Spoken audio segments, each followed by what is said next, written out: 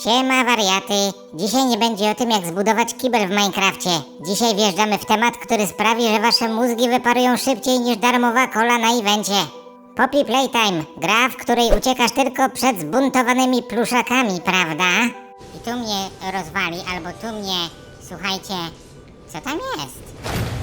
O ja pinkole! Ale gdzie? Przez 4 rozdziały karmili nas bajeczkami. Ojej, uratuj Poppy, ojej, zabij Catnapa. A ja się pytam, kto tu jest prawdziwym złolem? Czy ta wielka metalowa łapa eksperymentu 1006, którą nazywamy prototypem, to faktycznie potwór?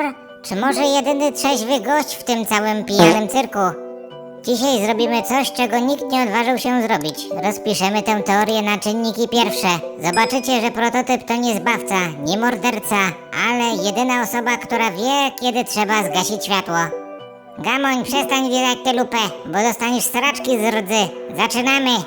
Pamiętacie początek? List z kwiatkiem? Wszyscy myślą, że personel zniknął 10 lat temu. My wciąż tu jesteśmy.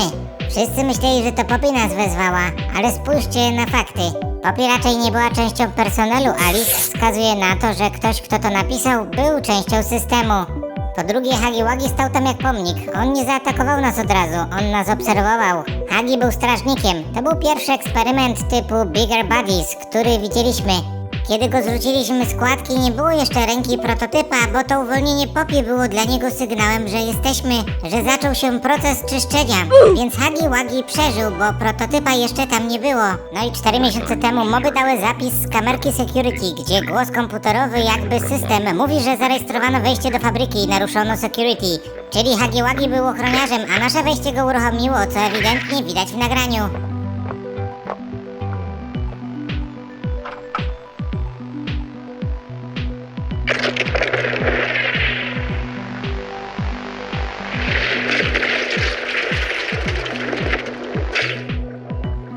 No i dowodem na to, że Huggy przeżył, jest końcowa scena w chapter 4, gdzie nasz włochaty przyjaciel przychodzi się z nami przywitać.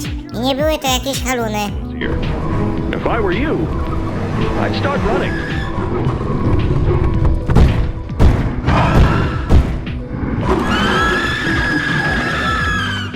Drugim dowodem to VHS zatytułowany The Final Lock. Zawiera on informacje, które spinają ten bajzel do kupy. Jest to prawdopodobnie nagranie doktorka, zanim sam zmienił się lub został zmieniony w sprzęt AGD. No bo patrzcie, on tam mówi, że jego nieobecność była błędem w procesie naukowym i że wszystkie eksperymenty muszą zostać zniszczone. Mówiąc jego, miał prawdopodobnie na myśli Eliota Ludwiga. Może wtedy już go jakoś nie chcieli wypuszczać, no ale jak wiemy, Poppy była na wolności, bo w późniejszych teaserach dowiadujemy się, że po Hour of Joy chadzała sobie po fabryce.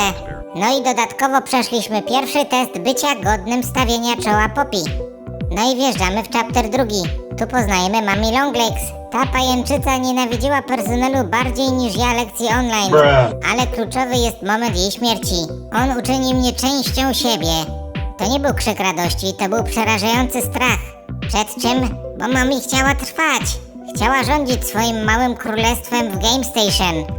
I tu pojawia się Poppy, nasza przyjaciółka. Zwróćcie uwagę na jej głos na końcu rozdziału. Jesteś zbyt idealny, żeby pozwolić ci odejść. To jest moment, w którym maska pęka. Poppy to świadomość narracyjna. Ona nie chce, żebyś uciekł, bo bez ciebie nie ma historii. Ona potrzebuje kogoś, kto będzie grał w jej teatrzyku cierpienia. Prototyp zabiera Mami, bo widzi, że jej egzystencja to tylko czyste szaleństwo i torturowanie innych zabawek. On eliminuje chaos. Poppy myśli, że tobą manipuluje i że uda się jej rozwalić prototypa, a tak naprawdę to prototyp się przygląda i czeka, aż wykończysz kolejne maszkary, które mu umknęły. Chapter 3 to kopalnia złota dla mojej teorii. Catnap, fioletowy kot, który zmienił Playker w kościół prototypa, wierzył w salvation, zbawienie. No ale spójrzcie na to zbawienie. Dzieci wdychające czerwony dym, koszmary, rzeź.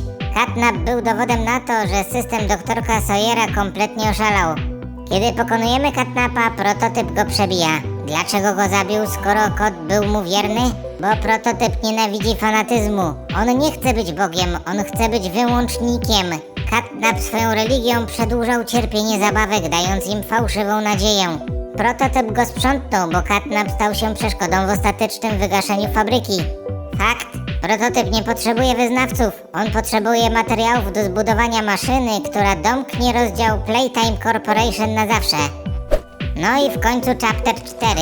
Tu poznajemy postać doktora Harley'a Sawyera. Dowiedzieliśmy się z taśm, że to on był mózgiem operacji The Bigger Bodies. Jego umysł został wpięty w system. Doktor to teraz świadomość funkcjonalna. On nie widzi dzieci, on widzi numery eksperymentów. Jego jedynym celem było to, żeby maszyna działała. Naprawiać. Ale The Hour of Joy nie było planem doktora. To była katastrofa, na którą system pozwolił, bo ludzie pękli, a doktor był zbyt ślepy, by to zatrzymać. Pozwolił na rzeź, bo uznał, że personel jest zbędnym elementem, który psuje wydajność eksperymentów. Prototyp jednak wyciągnął inny wniosek. Zrozumiał, że The Hour of Joy nie dało zabawkom wolności. Dało im tylko instynkt przetrwania i głód. Fabryka stała się gorszym piekłem niż przedtem. To tutaj prototyp przeszedł transformację z buntownika w anioła śmierci. Zrozumiał, że jedynym ratunkiem jest eutanazja tego projektu. Okej, a teraz podsumowanie w kilku sekcjach, zanim wam się zwoje przegrzeją. Cała prawda o naprawianiu. Doktor Sawyer to przykład ekościemy w świecie nauki. Mówił, że ratuje dzieci przed chorobami, ale tak naprawdę zmieniał je w nieśmiertelne potwory, które wiecznie czują głód. Prototyp widzi, że każda próba naprawy przez doktora kończy się jeszcze większą traumą. Stabilność, o której marzył doktor, była iluzją. Te zabawki są złamane na poziomie duszy, a nie tylko plastiku. I tutaj prawdopodobnie maczała w tym swoje łapki Poppy. Poppy to strach przed nicością. Poppy to postać tragiczna. Ona reprezentuje ideę, która nie chce umrzeć. Niech to trwa. Poppy boi się, że jeśli fabryka zostanie zamknięta, ona zniknie. Dlatego manipuluje nami, dlatego udaje dobrą. Ona chce, żeby ten koszmar trwał, bo to daje jej poczucie bycia potrzebną. Poppy to pasożyt na naszej chęci pomagania. Prototyp jako konsekwencja. Model 1006 to jedyny byt autonomiczny. On nie jest narzędziem. On rozumiał, że fabryka to system naczyń połączonych cierpieniem. Jego działanie, rozkładanie zabawek i składanie ich w siebie to nie jest budowanie armii. To jest akumulacja bólu fabryki w jednym punkcie, by móc ją ostatecznie zniszczyć. Prototyp chce stać się ostatnią zabawką, która na końcu wyłączy sama siebie. No i w końcu sam tytuł Poppy's Playtime to nie tytuł, a ostrzeżenie. Czas zabawy Poppy. A skąd myśleliście ta nazwa się wzięła? A co jeśli to opis tego, co ta mała plastikowa manipulatorka z nami robi? To jest jej gra, jej piaskownica, a my jesteśmy tylko kolejnym ludzikiem, którego wyjęła z pudełka. To ona nas wszystkich ograła jak dzieci w kółko i krzyżyk. Od samego początku nas prowadzi za nos, udając ofiarę, a tak naprawdę to ona trzyma sznurki. Teoria rodzinna. No dobra, ale skąd ten cały bajzel? Skupcie się, bo to jest grubsze niż portfel prezesa. Wszystko jasne? Mamy Eliota Ludwiga. Gość kochał swoją córkę ponad życie. A co robi bogaty szaleniec, gdy córka umiera? Próbuje oszukać kostuchę. Prototyp był pierwszy, dlatego prototyp. Może to nawet sam Eliot. Może był chory i umierał i postanowił: najpierw ja zobaczę, czy to działa. I zadziałało. Stał się prototypem. Inteligentnym, autonomicznym, potężnym. Potem przyszła kolejna Poppy. Chciał jej dać życie wieczne, ale coś poszło nie tak. Poppy w tym ciele laleczki po prostu odwaliło. Może zemsta? Może trauma? Zaczęła manipulować eksperymentami z ukrycia? Może tutaj doktorkowi coś nie wyszło i dlatego został tak ukarany? No a potem właśnie może przez nią to doktorkowi dalej nic nie wychodziło. Może to ona sprawiała, że zabawki stawały się agresywne i psuły się psychicznie, żeby mścić się na ojcu. No bo dlaczego była zamknięta w gablocie? No i w ostatnich chapterach powtarzane: It's between me and you, Poppy. Czyli to coś między mną a tobą. No więc słuchajcie, ta gablota nie była więzieniem dla wroga. To był pokój. Tam były meble, biuro Eliota, sekcje mieszkalne. Prototyp ją tam zamknął, ale nie zabił. Dlaczego? Bo nie mógł zabić własnej córki. It's between me and you, Poppy. To nie jest groźba potwora do zabawki. To jest ojciec mówiący do wyrodnej córki. Koniec tych gier. Prototyp wiedział, że sam nie wyciągnie wtyczki. Potrzebował kogoś z zewnątrz. Potrzebował gracza.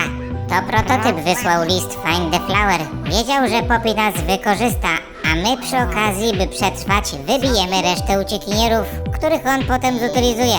Prototyp użył nas jako sprzątaczy, a na sam koniec tak pokieruje fabułą, żeby to nasze ręce, a nie jego zakończyły żywot Poppy. No bo on, jako ojciec, po prostu nie potrafi tego zrobić. Always been about you and What we are. That's not a truth that can be brought away. No, not when it can mean so much more. Prototype. Please, It's time to come home. Poppy. It's time to come home.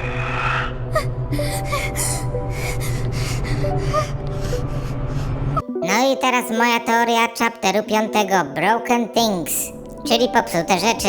I nie będzie to metafora o popsutych lalkach. Według mnie trafimy do najgłębszych laboratoriów, gdzie zobaczymy nieudane eksperymenty. Nie te agresywne, ale te apatyczne. Dzieci, które już nie czują. Prototyp nam je pokaże i zapyta, czy to jest to, co chcesz uratować, Poppy?